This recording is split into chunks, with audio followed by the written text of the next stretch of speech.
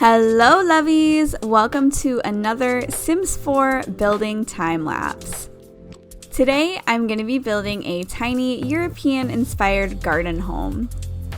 Since we recently got the new base game update that includes the ladders, I knew I just had to do a tiny home build. This home is in the tiny tier, which is only 63 tiles, so it is perfect for those minimalist Sims that love cozy living. I think that tiny homes are probably my most favorite thing to build in The Sims because you can do so much with them. You can style them in so many different ways, and it's always a challenge to lay out the build in such a way that it fits everything your Sims will need in by utilizing every single tile you have available. I'm always so happy when I don't need to use all of the tiles, and I usually try to keep my tiny home builds below 64 tiles, which is in the tiny tier, because it's definitely more of a challenge that way.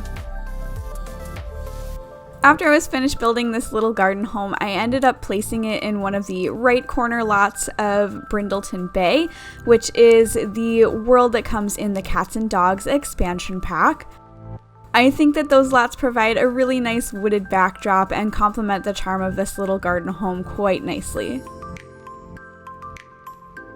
For this build, I took a lot of inspiration from the many little garden homes that I've seen during my travels across Europe. More specifically from the homes that I've seen in Austria. When I was there visiting family back in October, I definitely saw a lot of little homes like this, especially in the more rural areas of the country. Many of the homes that I've been in across Europe have had very minimal interiors and lots of neutral colors, and of course lots of greenery, so I wanted to bring some of those elements into this build. For the exterior, I wanted to go for a very light and natural color to match that birchwood divider that I ended up scaling up and using as a supportive structure for the second floor.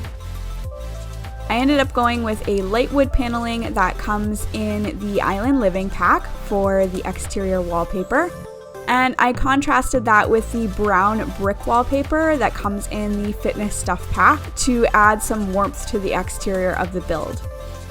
For the flooring, I went with a warmer toned wood on the porch and the balcony to complement that brown brick as well. I also used the sliding doors from the Island Living pack as well for the front and balcony doors. For the interior, I kept the layout pretty simple and open. The most challenging part of this build was definitely the kitchen. I didn't want to block the beautiful big wall of windows on the one side of the kitchen, so I wanted to make sure that the kitchen was limited to that interior wall. But unfortunately, it was one tile short of what I needed to fit everything in to have a fully functional kitchen. I ended up messing around with it a bunch to try and figure out how to fit everything in with just those 3 tiles, and I even tried extending the kitchen, but I ended up switching it back because I just didn't like having it 4 tiles wide on that one side.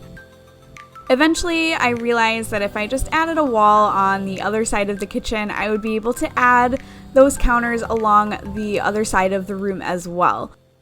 I feel like this really opened up the room and allowed for a better utilization of the space. The kitchen ended up becoming my absolute favorite room in the house, and I can just imagine sitting at the little table, eating breakfast, and enjoying the view from those big windows. I also added a skylight above the kitchen, so this room definitely lets in a ton of natural light. For the rest of the interior, I kept the light and medium wood tones running through the entire interior of this build.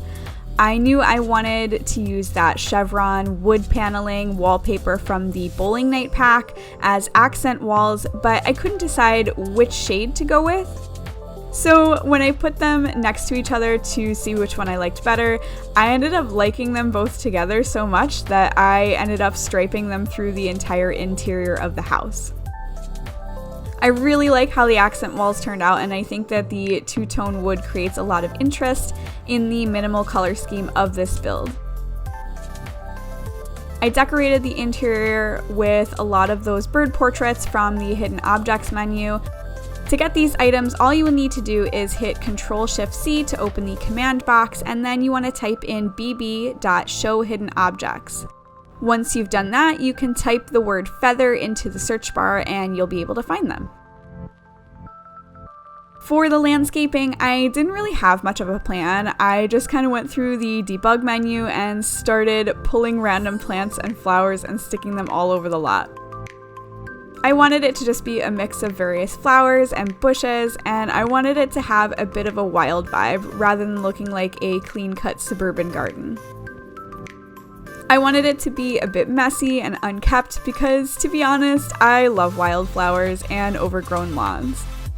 If I wouldn't get fined for not cutting the grass in my yard, I would seriously just let it grow wild. Overall, I absolutely love this build and how it turned out. I seriously wish I could live here. It is just the perfect size. I'm obsessed with the neutral, minimal interior, and there is greenery absolutely everywhere. If I were to build a tiny home in real life, it would totally be this. I do have a few more time lapses of finished builds coming up, but if you guys have any suggestions on what I should build next, please leave them in the comments below. As always, this build will be available in the gallery for you guys to download and use in your own gameplay. I will leave my origin ID and my social media information in the description below so that you can stay updated on upcoming build videos, access additional content, and stay connected to me. Well, I think that is about it for this video. I hope you guys enjoyed this time lapse, and until next time, dag dag!